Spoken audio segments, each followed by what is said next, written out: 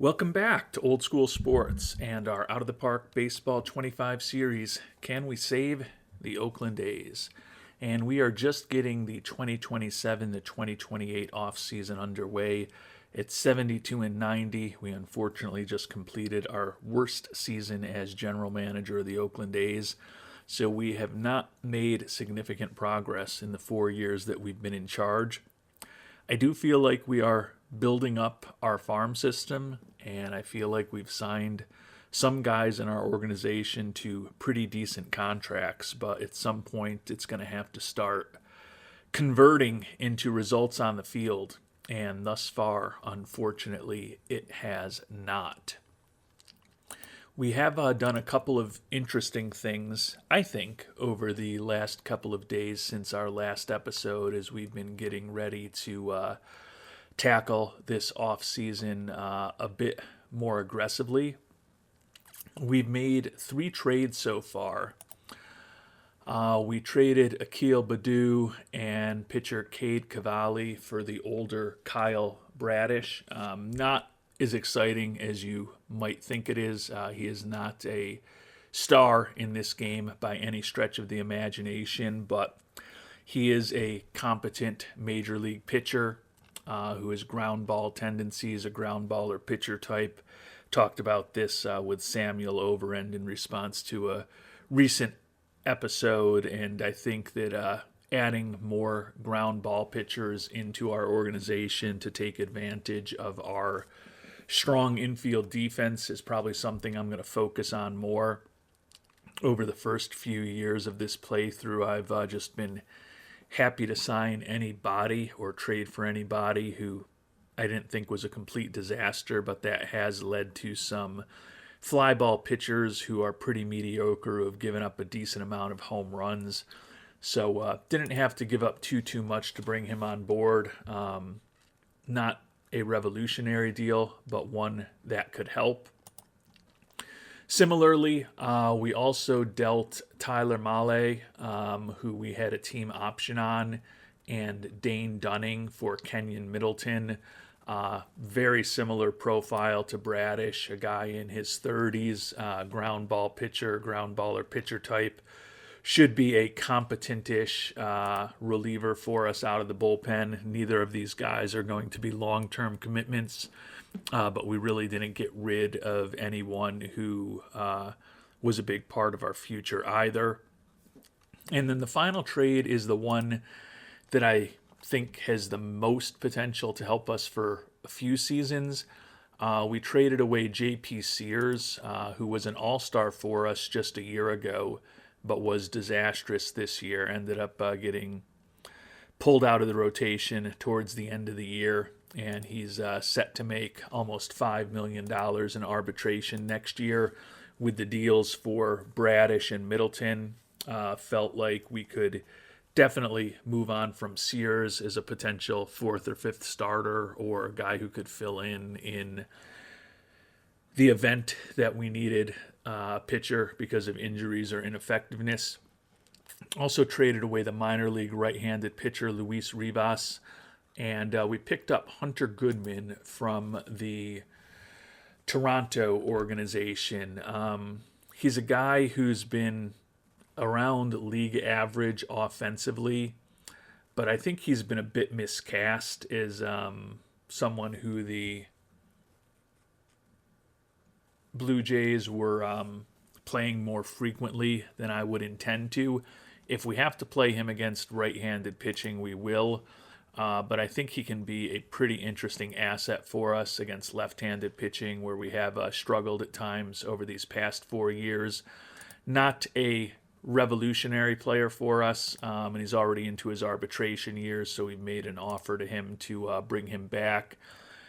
Don't think this solves our problems for our offense by any stretch of the imagination, but gives us a good bat against left-handed pitchers who hopefully will not be embarrassing against right-handed pitchers. And we also made 2 waiver claims as teams were cleaning up their 40-man rosters and trying to have contracts not be guaranteed necessarily at the major league level. Joendry Vargas is a young infielder. He's just really a lottery ticket for us. But Samuel Zavala is a player that I'm pretty excited about. Not that looking at this profile, he's going to be a big-time player, but he looks like he could be another guy who's a competent outfield bat, who's got a decent glove, decent speed. He spent most of last year in high A ball, which for a 22/23-year-old is a little odd. He was productive in 36 at-bats in AAA at the end of the year. I think he'll likely be beginning the season at AAA for us. The hope is that perhaps over the next season or two, he develops into someone who might be a useful corner outfield bat for us against right-handed pitching.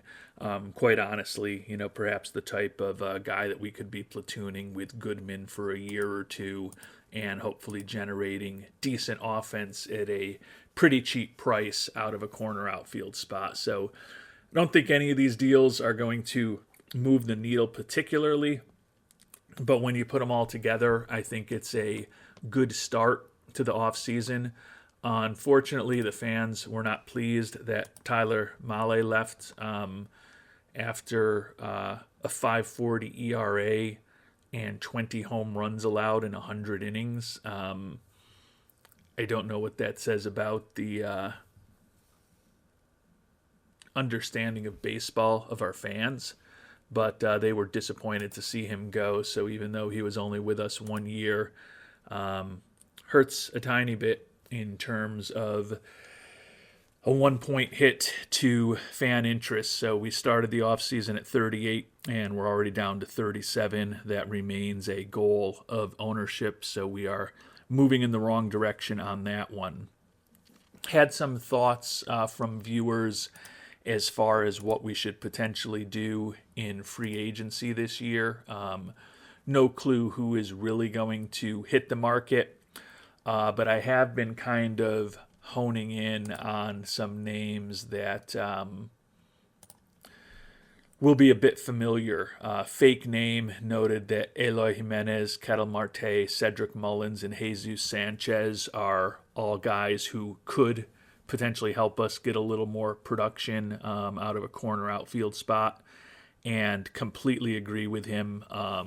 Would hope that at least one of them lingers on the market, and maybe we can get them for 8 or 9 million rather than the 10, 12, 13 million figures they're looking for right now.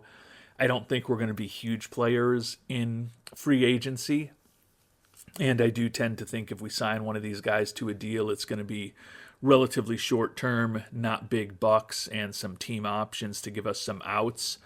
But those 4 players are guys who I think could help us. YME943 also mentioned Jimenez is a guy that we should consider, and we are definitely looking at that. One other player to mention is Cruz Schoolcraft, who you can see the prospect ratings have been re-racked since our last episode as the off-season began, and supposedly we've got a pretty awful minor league system now. I don't know that I necessarily agree with that.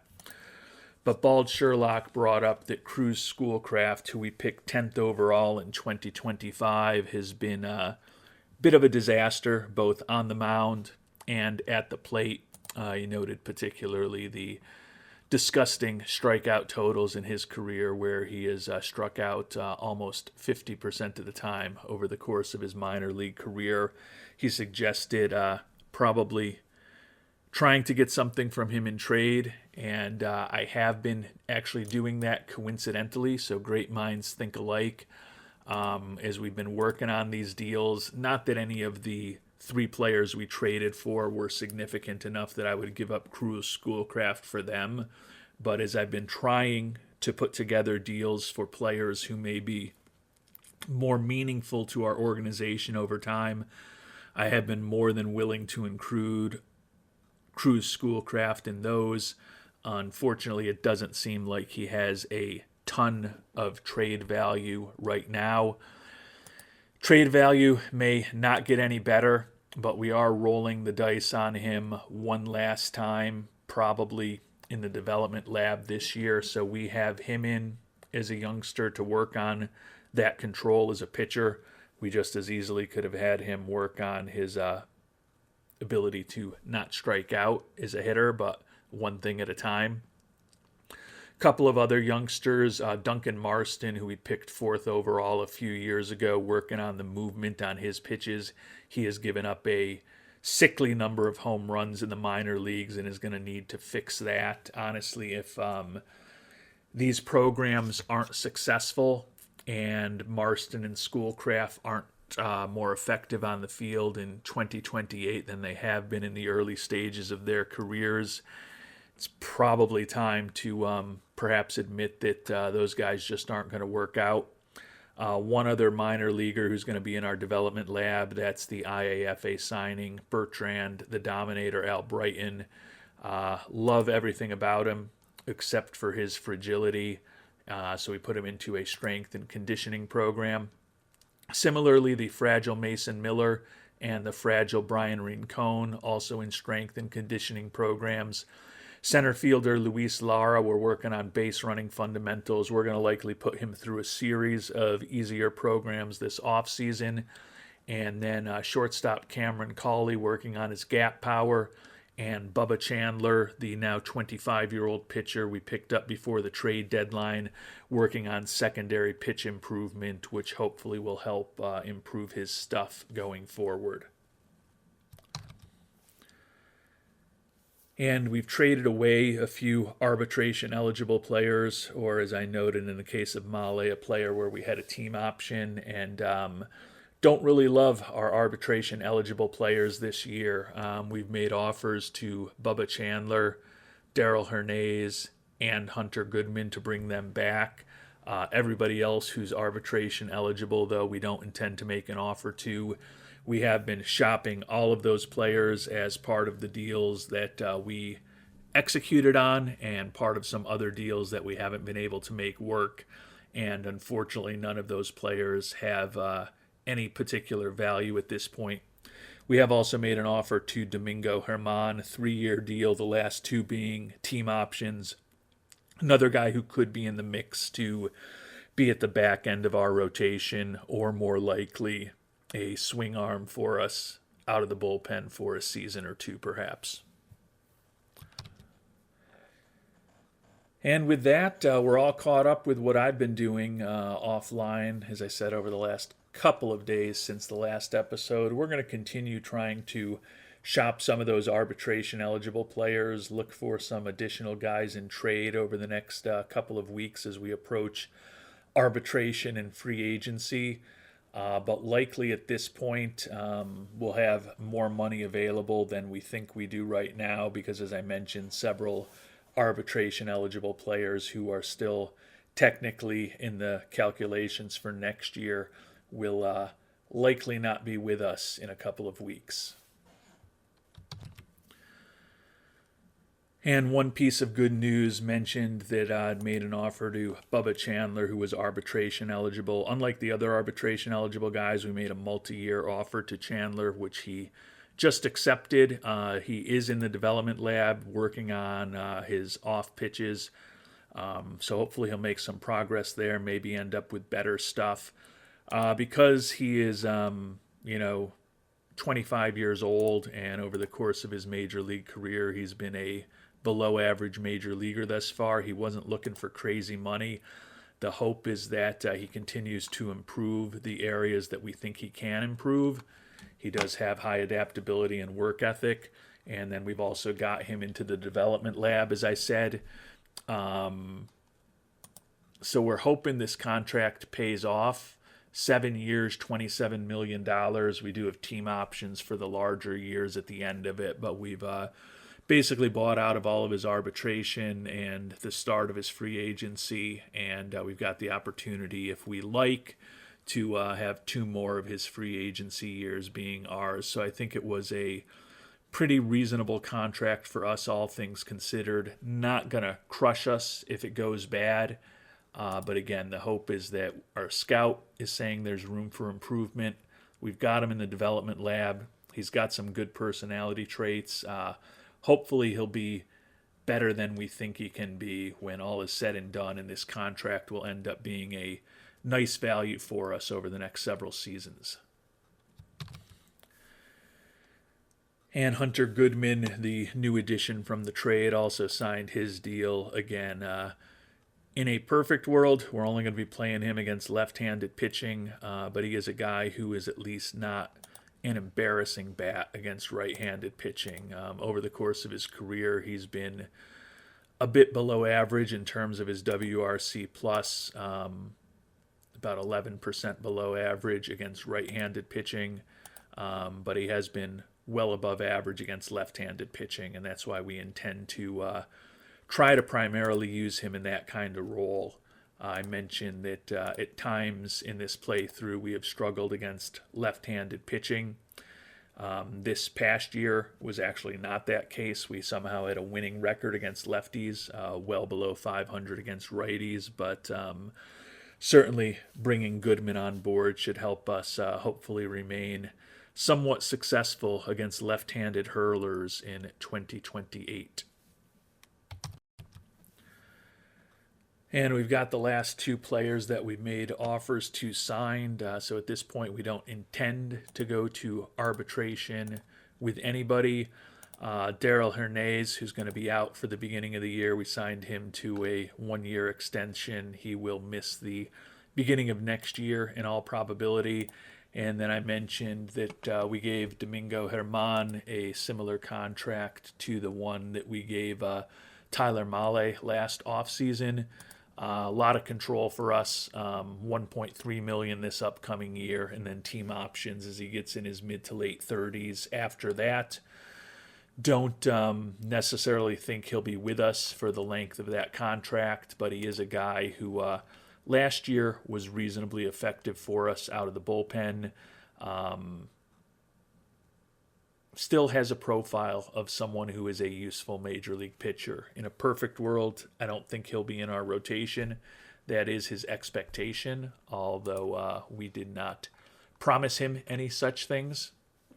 But we'll see if he ends up earning a spot in the rotation or we just end up using him out of the bullpen, but not a big dollar commitment, not a long-term commitment. So if it's a contract that we need to get out of because of either ineffectiveness, better players in our system, or Domingo having a bit of an attitude, should not be too hard to get out of. And not surprisingly, following a 72-90 season, no Oakland A's were winners of any awards this offseason. Looking at the big awards, Pablo Lopez of the Twins, a unanimous AL Cy Young Award winner, 19-9 record, led the league in games started, wins, innings pitched, ERA, and strikeout to walk ratio. So a fantastic season there. Also had 255 strikeouts. Wonder how much he missed the pitching Triple Crown by. I missed the pitching Triple Crown by 25 strikeouts. So not that close, but still a brilliant season by Mr. Lopez. The National League Cy Young Award winner, also a unanimous decision, Max Fried of the Braves, 18-7 record, led the league in wins and ERA, similarly to Lopez. Also led the league in FIP minus and WAR among pitchers. American League Most Valuable Player, a split result here. Number of players, including Lopez, Kyle Teal, and J-Rod receiving first place votes. But ultimately, most of the first place votes went to Wyatt Langford of the Rangers, who has now won 3 consecutive American League Most Valuable Player awards, led the league with 184 hits, 52 homers, 141 ribbies, and a .627 slugging percentage this year. So another brilliant year from Langford. and Jordan Walker topped Austin Riley, Jackson Chorio, and Jordan Lawler to win the National League MVP. Right fielder Walker led the NL in slugging, OPS, and WRC plus, 297 average with over 40 homers and just under 100 ribbies for the world champion St. Louis Cardinals. And we've made it through arbitration into the start of free agency, and you can see with the players that we've traded away and more recently not offered arbitration to, our payroll is a league lowest $43 million, but we've got $25 million-ish available in theory, actually closer to 26. But that being said, we're going to need to put more money in scouting. Well, we don't need to, but I want to. And we're going to need to put more into the draft budget. We'll be finding out in our next episode how we do in the draft lottery. We had the fourth worst record in baseball this past year, so would love to move up into the top three. Hopefully, if we fall back, it won't be too far, but we might end up needing more money in the draft budget if we move up. Regardless, we're going to need more money anyways, because even right now we're a little light on the $11.5 million that we're eventually going to need.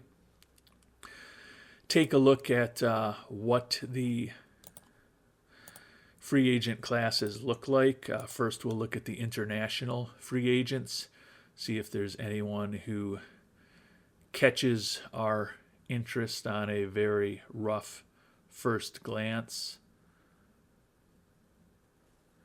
I was going to say, it doesn't look like the most impressive class ever, and then all of a sudden you see Hidero Endo out of Japan, a 28-year-old shortstop, really good defensively, incredible power, pretty good eye.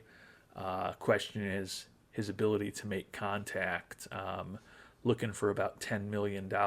Probably not a guy that we're going to be too seriously involved in, but certainly would like to get to know more about him, since in theory we'll be facing him in the major leagues. And then there's also Kien Q out of Taiwan, 32-year-old center fielder. Don't hate him. He's actually, kind of the profile that we need. Just looks like a good, solid hitter, good, solid outfielder. Unfortunately, he's 32 years old and he's looking for $17 million a year. Really looks potentially good against left-handed pitching and more than competent against right-handed pitching. Only got low scouting accuracy on him, so we'll request a scouting report on him. Maybe he lingers on the market and he'll be in the mix of other players for us to maybe look for a bargain for in the outfield in a couple of months. A few names that we've been intrigued by: Kyle Tucker, Luis Garcia, and Jazz Chisholm Jr. were expected to be three of the top position players on the market, and it looks like all of them did make it to free agency. Kind of we'll take the deeper look right now and see if any of the four players that we mentioned earlier happen to be available. First, though, quick look at the pitchers. You can see the closers still just looking for crazy amounts of money. The three top closers all looking for over $20 million a year. Jacob deGrom, wrecked physically on the market, is 39-year-old, looking for around $25 million. Shane McClanahan looking for over $30 million. So we are unlikely to be playing at the very top end of the pitching market. Certainly could use an arm or two in the bullpen. What we really need right now is some left-handed help, quite honestly. But don't know how aggressively we'll be pursuing any of these people. We've had decent luck finding relievers through the Rule 5 draft, so that may be an avenue that we follow down the line as well. But some interesting pitchers out there, just most of them going to be well out of our price range. Batter-wise, let's see if All four of the guys that we were hoping to see on the market made it. As I mentioned, Endo on the market, Q on the market, the two additions, and then Jimenez, Marte, Mullins, and Sanchez all did make it to the market. Sanchez looking for $12 million, Mullins 12.6, Eloy Jimenez 13.3. Ketel Marte only looking for $8 million. So we could certainly afford to bring him on board. The question is, do we wait and try to get a better bargain on him or somebody else, or just strike right now while players are actually available? Pretty versatile defensive player, switch hitter. Over the course of his major league career, he's certainly been an above-average offensive player. Played just 4 games for Arizona in the majors last year. Guessing that has to do with an injury. Yeah, April 5th, ruptured MCL, missed the rest of the season. So maybe there's a little bit of a bargain for us to go after him early. 34 years old, kind of depends how long he's looking. 3 years at $8 million a year. He's already talking about a vesting option for the final season. So, in theory, we might be able to put in some team options and get him for a bit less money. You'll need to unlock your iPhone first. Sorry about that. That was weird.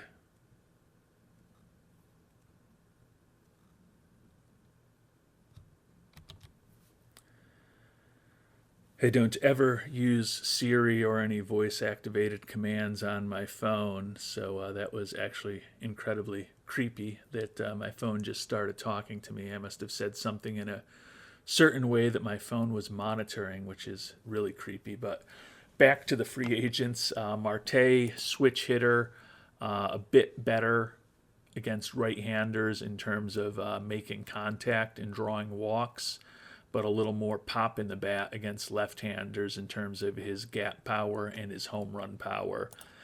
So he certainly could be a pretty interesting corner outfielder for us.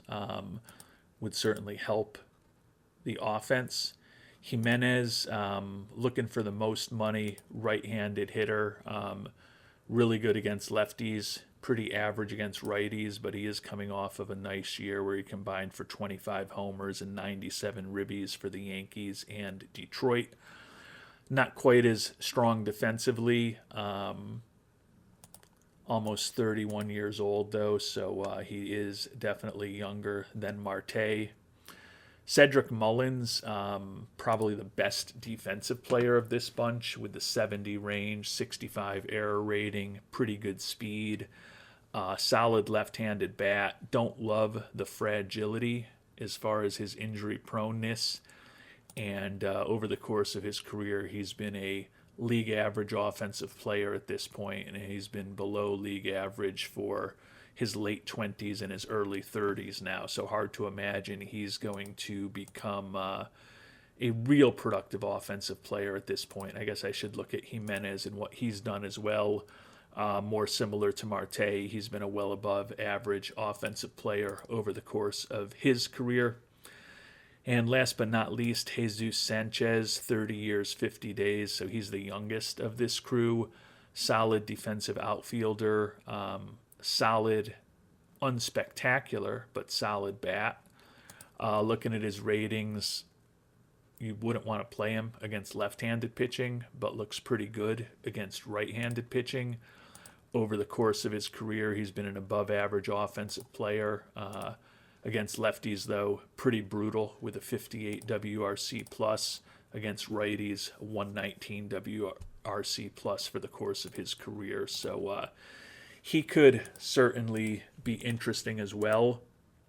Might as well look at what these guys are looking for. We know Marte is looking for 3 years, $8 million a pop. Sanchez also only looking for 3 years. So given his age, that would not play that badly. Mullins, fragile, 33 years old, looking for 5 years at $12.6 million. He's also the least accomplished offensive player, although he is the best defensive player. And then Eloy Jimenez, looking for 6 years at $13.3 million. You may remember last offseason he lingered on the market. There's no guarantees that won't happen this time around. That being said, kind of intrigued by Ketel Marte since we have the money to potentially afford him. I'm always looking for a bargain, but I also don't want to risk losing out on one of these 4 players who I think could be impactful for us. Jimenez, the money is the highest. He's looking for a lot of years. Probably going to take a while till he'll come down with those demands. I also would prefer someone who's going to be better against right-handed pitching, and certainly Jimenez, with his profile and his historic performance, does not fit the bill there. Mullins is older, not as good offensively, so I think I'm most seriously thinking about Sanchez and Marte right now. And I'm kind of leaning towards perhaps just engaging immediately with Marte, maybe giving him a little bit of a front-loaded contract this year with team options for a couple of years after that to make it a little more palatable, since we're probably not going to be making any other big moves this offseason. Certainly would love to be a player in the pitcher market at some point, but we're going to have to be patient there. If the price for Endo or Q came down, those would be interesting as well, but it's going to probably take us a couple of weeks to get those scouting reports back, so we may need to act on some of these players before then. Tucker at 34, Jazz Chisholm at almost 24, and Luis Garcia at 22 million. I think any of those 3 players would be more interesting offensively than the 4 that we're talking about, but they're also looking for money that is a bit problematic for the Oakland A's. I mean, quite honestly, we can technically afford it at this point with the money we have. Luis Garcia, as a 27-year-old, is relatively young for a free agent. Pretty solid defensive first baseman. Also a guy who could certainly play a corner outfield for us. Pretty good against right-handed pitching. Against left-handed pitching, the gap power and the home run power, as well as the contact, are all 5 points lower than against righties, so probably not quite as effective there. I don't think it's a move that we should make. 8 years, $22 million. That's kind of out of the scope of things that we should be seriously thinking about. Jazz Chisholm, 9 years, almost $24 million. And obviously Tucker is not even realistic. Would love to add that back, but 8 years at almost $35 million a year is not in any shape, way, or form realistic for the Oakland A's at this point in our organization. But I am intrigued by potentially having Ketel Marte in the mix for a couple of years. We've got an updated scouting report on him coming out of that injury. I don't think we want to make a long-term commitment to him, but for a guy who can play a competent corner outfield spot for us, could also play several spots in the infield, and could give us a legitimate major league bat against both righties and against lefties, where he's got a little bit more pop in the bat. I don't see how it could hurt us. You look at his career, and granted there were only 4 games last year, but he's had at this point 7 straight years with WRC pluses above the major league average, and in most cases they've been well above the major league average. So he's developed into a pretty solid offensive player, and that is certainly something that these Oakland A's could use. So if you have any additional thoughts on what we should consider doing in free agency, I would love to hear them in the comments down below. Also, always appreciate thoughts on what we've done in general and what we should do in general going forward. Until our next episode, thanks so much for watching, and hope you have a great day.